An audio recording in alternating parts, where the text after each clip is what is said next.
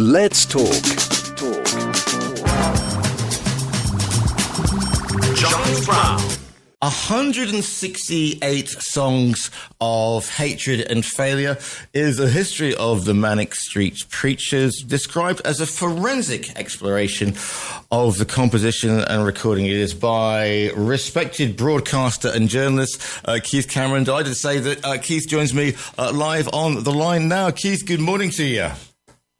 Hi, Giles. Good to have you with us. I was just talking, because today is the 30th anniversary since What's the Story Morning Glory came out, which is sort of, if you like, when people think, Britpop or the 90s, the loaded, the light culture, they will think Blur, they will think Oasis, obviously. The Manics came from an entirely different they were there in that universe, but they came from an entirely different place, didn't they? Yes, they came from South Wales, the South Wales Valleys in the late 80s, which at that time was not an archetypal locale for rock and roll heroes. Unlike, say, Oasis, who came from Manchester, which was a far more recognised musical hub, I suppose. So, yeah, the Manics were unfashionable from the very beginning. And I guess that's part of the fabric that made them, really, the fact that they did come from a place that was musically unfashionable, and they were kind of, lampooned to a degree initially, partly because of that.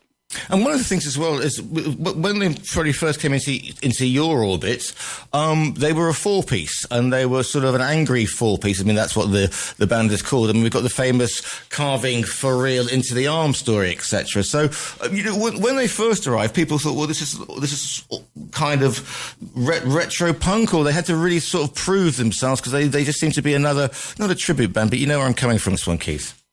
Absolutely. I mean, they formed, one of the kind of sparks for them coming together in the first place was in 1986, there was some documentaries on the TV, because it was acknowledging the 10th anniversary of punk rock. And the Manics saw those, the fledgling Manics saw those shows. And, they were kind of fired up by the glamour of bands like The Clash and the Sex Pistols, and also the rage that those bands articulated, because the Manics came from an area which had been hammered by the miners' strike in the mid-80s. They were from South Wales mining communities, areas which were economically very depressed as a result of what happened during that time, and they were also affected by the constant, the tension of what was going on in the streets around them. So I think those things combined, and they started playing essentially what you would call, you could call it a tribute to punk, because they were very much enthralled to the Clash especially, and the Sex Pistols, and that bled into their music, which at the time in the late 80s in the UK was a very unfashionable thing to do. I mean, it seemed like a very strange thing for a band to come out basically sort of proclaiming how great the Clash were at a point where, the Clash had broken up, say, 4 or 5 years later, and people were kind of thinking, well, we've moved on from punk now, we're on to the next thing. And here were the Manics, this band, very sincerely playing what, to all intents purposes, sounded like, punk rock. Because nothing exists in a vacuum, and if you sit that against the whole sort of Ibiza and the Manchester thing that was happening at the same time on one, and then you've got the juggernaut that is Scott Aitken Waterman, who are dominating the pop charts, with anything by Kylie or any pick a soap star and they'll have a number one hit, and there is this band who are doing almost Sandinista, aren't they? And it is entirely unfashionable, because if people think about that sort of music, no, we don't want political stuff in our music. That's Billy Bragg's corner. You're 10 years late for rocking racism, but they keep going. They're not playing any truck with music journalists. I mean, when did you first sort of come across them and meet them? And did you meet them as a four-piece, or was it a three? I mean, when did you sort of start coming? When do you think they start? Because there's lots of angry groups coming out of depressed areas, but with the music press at the time, there was more music press for a start. But when did you sort of sit up and take notice and think, hang on a second, these guys actually are trying to do something different here? Well, they first came into my kind of orbit in early '91 when Motown Junk came out, which was like their third single, and I guess it was the first record that they put out that reached a wider audience, at least an audience above the grassroots. And I was just blown away by how great that record was, but also kind of like many people, kind of just like a little bit bemused as to their, how they looked and how they presented themselves. But I was kind of fascinated by them, and then so I was stuck with them. And then the next few records they put out, I didn't think succeeded in as much as well as Motown Junk had. But I was still fascinated by them and kind of willing them almost to make the great record that I felt that was there. And you heard flashes of it, like Motorcycle Emptiness, which you played, and Little Baby Nothing. Some tracks off Generation Terrorist, the first album, I thought really hit the mark as songs, and others just didn't. And then I first got to meet them. The first member of the band I actually met was Richie Edwards in early '94, and this was like about a week or two before the Manics were about to go in and make the Holy Bible, which to me was the album where it all came together. Their aesthetic suddenly clicked. I felt that this was the perfect record from what now appeared to me to be the perfect band. This amazingly charismatic and articulate, intelligent 4-piece group. And then, of course, about a year later, Richie disappears and the whole picture changes. It's interesting that intelligence, because that's the thing that strikes me with the Manics. They're not preaching to you. They're not talking down to you.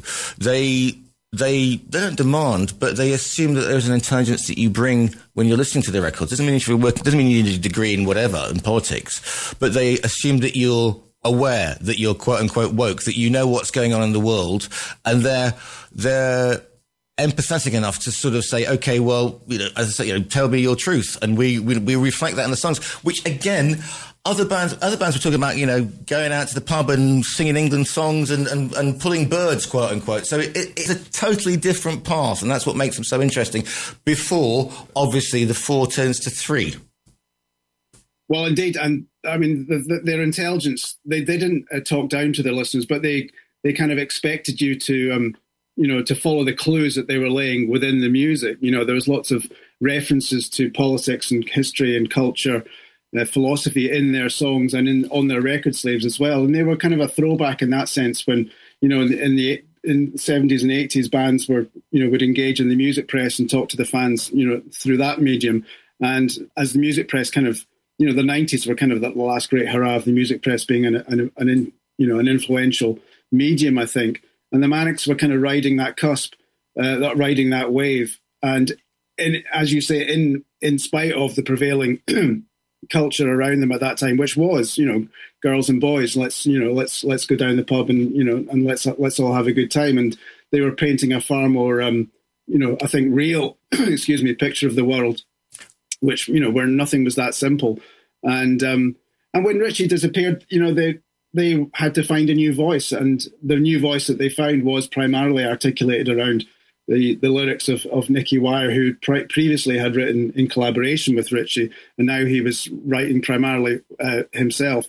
And the voice of the band did change. But the things that stayed constant, I think, was the restless desire to find meaning in the world and to find meaning for yourself in the world, in a world of great confusion. And as their world was plunged into confusion, they sort of looked both inwards and outwards at the same time. So you get songs like A Design for Life, and you get songs like If You Tolerate This, Your Children Will Be Next, which are not usual.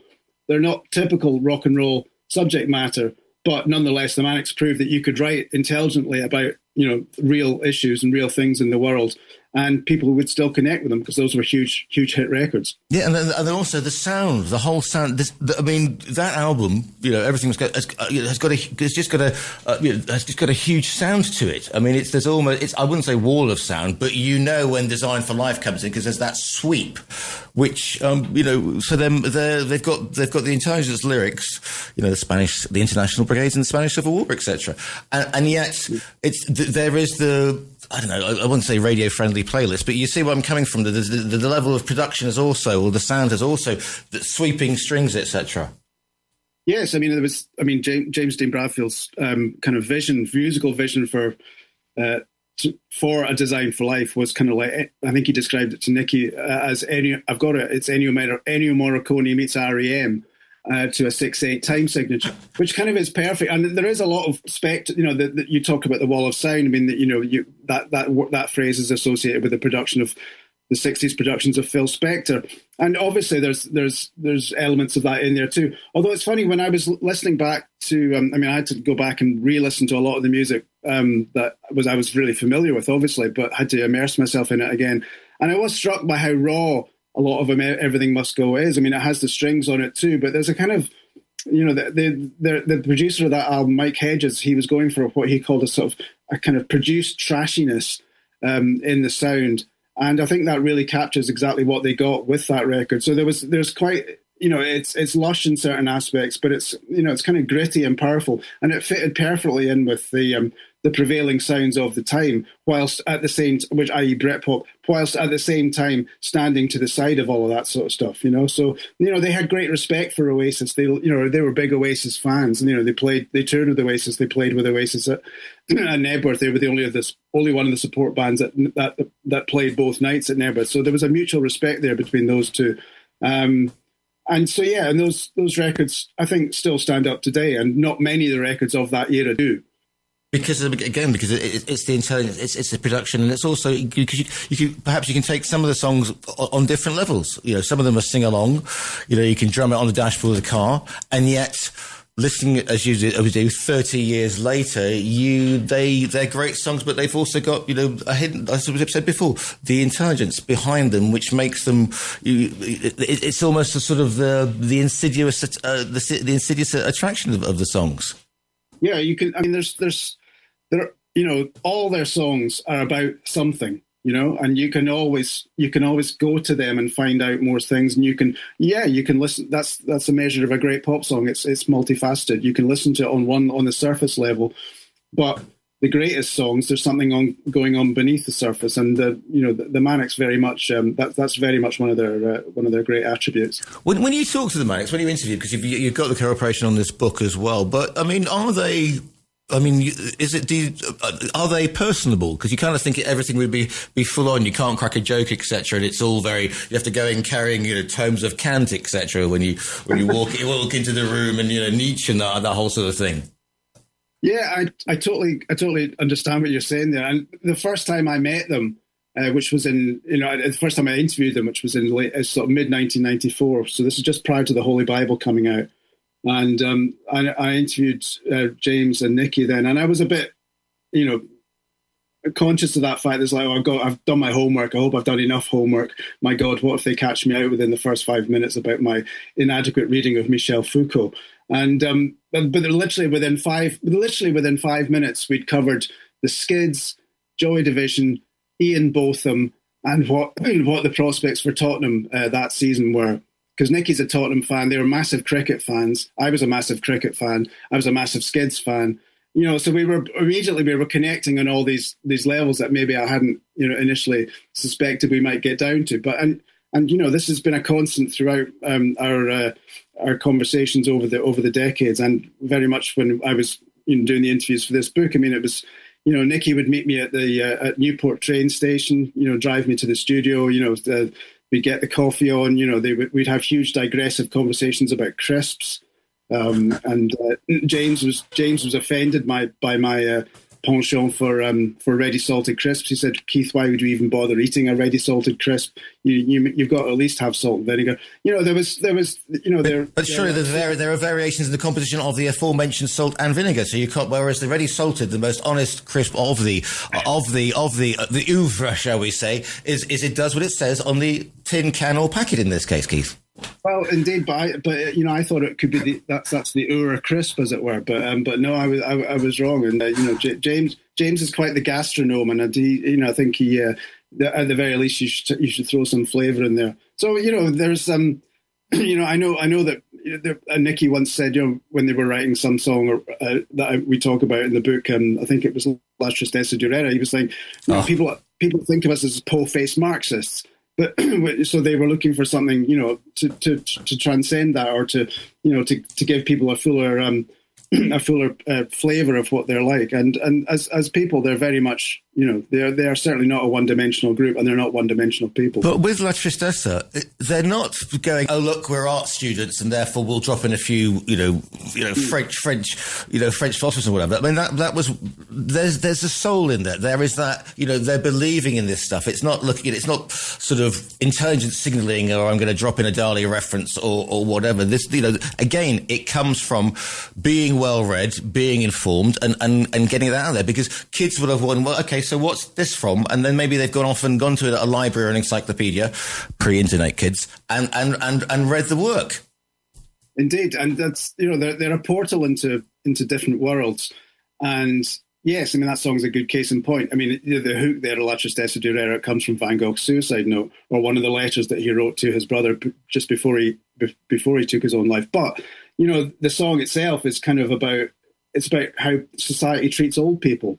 And it's about with the fixing on soldiers who are war veterans who are wheeled out at the cenotaph every year, but for the rest of the 12 months of the year they're kind of ignored. And so and that's again not a typical subject for a rock song, and yet the subject of again this is a song that I think I hear it every time I think every time I hear it, this still speaks to people. Because we're an increasingly aging society, and how the fact of how we are treated as old people is something that's going to concern each and every one of us, if not now, then pretty soon. So yeah, I mean these songs contain multitudes, as has been said recently, and will continue to do so. I think that's why their resonance is almost it endures. How did they approach then when they become massive? I mean, Design for Life was everywhere, etc. And they go to start doing sort of stadium. I mean, they're not going to be doing sort of Depeche Mode, Dave Gahan throwing rock signs in the air. Good evening, Hollywood. Here we are in the doing Madison Square Garden. I mean, how did they view that change as they suddenly went from being a group singing their truth from South Wales to this international phenomenon? Did they ever even think about cracking America? Did they crack America? Were they even interested in it? They certainly never cracked America. I mean, they remain, at best, a very cult concern there. I think a lot of their subject matter didn't quite connect with some people in America, although maybe just the whole industry machine in America couldn't deal with a band as unconventional as them. And, and they had one or two mishaps along the way. But I mean, things in terms of their attitude towards being hugely successful, I think they've remained grounded. They always did remain grounded. I mean, Nicky Wire was living in a kind of terraced miner's cottage in the valleys when he had a number one album, and which caused some kind of, it can perplexed a lot of the local press in Wales at the time. He was famously doorstepped on his house and by a reporter from one of the local papers, and they had a headline in the paper saying, "Why is millionaire rock star living in a house like this?" And so he got a bit fed up with it after a while and moved to Newport, which is not the most glamorous locale for a millionaire rock star either. I mean, I think they very much kept themselves as part of the world that they grew up in. They all, to this day, they all live still within about half an hour of where they grew up. Some even closer in some respects.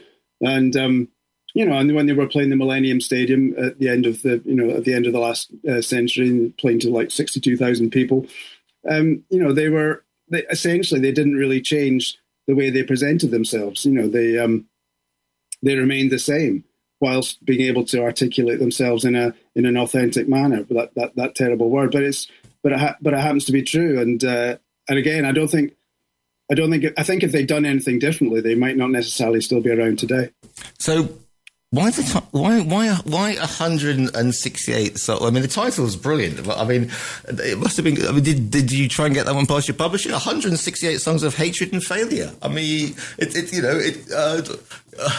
why that title, Keith? And also, why the book? Is it why now for a retrospective, or where we are with the Manics?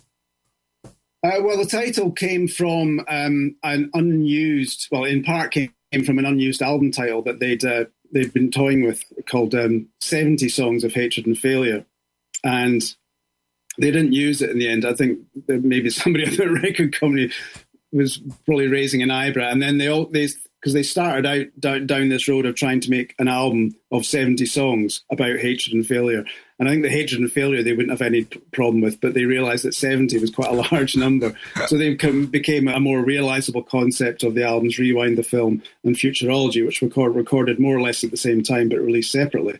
But this album title that I'd read about, they were going to call an album 70 Songs of Hatred and Failure. I thought, what a brilliant title that would have been. And I kind of thought it was a wasted opportunity. So when I had the idea to write a book about them based around the songs, and the reason for that is because I think their songs have almost been, they're kind of underrated as a band in a funny sort of way. They've, because they've been around for so long, because they never broke up, even at the time when it would have made sense to break up.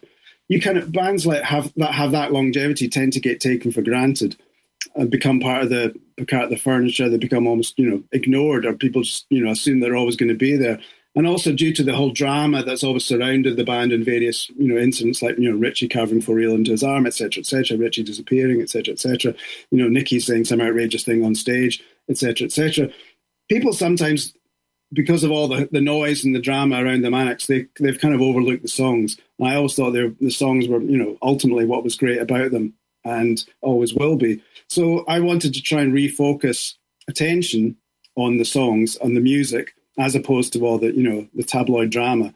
And 168, well, it's a number that has great significance in the Manics world, because in the song Motown Junk, 168 seconds is the optimum time length for the great pop songs. For instance, a pop song on Motown, I Second That Emotion by Smoking On to the Miracles, etc., so 100, that's where it all came together. So instead of 70 songs, we went for 168. Because at Nicky Wire's insistence, I should point out, because he sort of said, well, 168 is the number we should be going for because it has that significance in the Manics universe. So immediately I was presented with the band were going to cooperate with me on this book, but I was going to have to write about 168 songs instead of 70. So it was a lot more work for me. But I'm really glad that they did that in the end, because their involvement in the book has been, phenomenal. It wouldn't be the book, whatever it is. It wouldn't be what it is without them. And I think 168 is such a great, it works. It's a great number. And it's a great talking point. The first thing anybody asks me about the book is, why on earth would you call a book 168 Songs of Hatred and Failure? Because that's exactly what it's about. But also it captures the attention. It's not like, a story or if you call it, motorcycle, people go, oh yeah, fine. But 168, I think it's a brilliant title. What are you hoping? Oasis have been, there's been big news about reunion tours.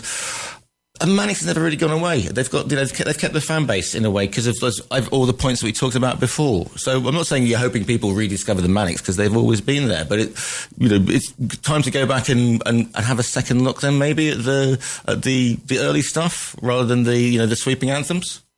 Well, the early stuff, definitely. I hope people will do that. But I also hope people come to it and read about the more recent stuff too, because that was one thing that I was determined to focus on, was that, there's only been one really great book written about the Manics before, and that was Simon Price's book, Everything, which came out at the end of, kind of like the late 90s, 1999. And they've made a lot of albums since then. And I felt they needed to be focused on. They needed to be, to be celebrated. Because a lot of their greatest work has been done within the last 20 years. And a lot of people will only really know them from the records they made in their first 10 years, which is perfectly understandable. All bands have their time and their moment when they're, when they are, in lockstep with the zeitgeist, as it were. But the Manics have continued to make great music ever since. And I wanted to shine a light on albums like, say, Futurology and Postcards of a Young Man, and the new record, the most recent record, Critical Thinking. One of the good things about me taking longer than I should have done to write the book was that the Manics were making their most recent album kind of at the same time as I was, badgering them for interview time to get my book finished. And so there was a bit of like, well, come on, Keith, we've got our own record to make. And I was like saying, yeah, but I really need to finish this book, guys. But at least I got the songs from Critical Thinking. I got to include them in the book, so I was very pleased about that. The book is called 168 Songs of Hatred and Failure, History of the Manic Street Preachers. Listeners, go to our own virtual bookstore, click on the front cover, and it will be winging its way to you. Keith, if people want to find you online and say nice things to you, where's the best place to find you? Best place to find me? Oh, I'm on. Well, you can read my writing every month in Mojo magazine, which is for those people who like to read magazines, as magazine still is still very much available.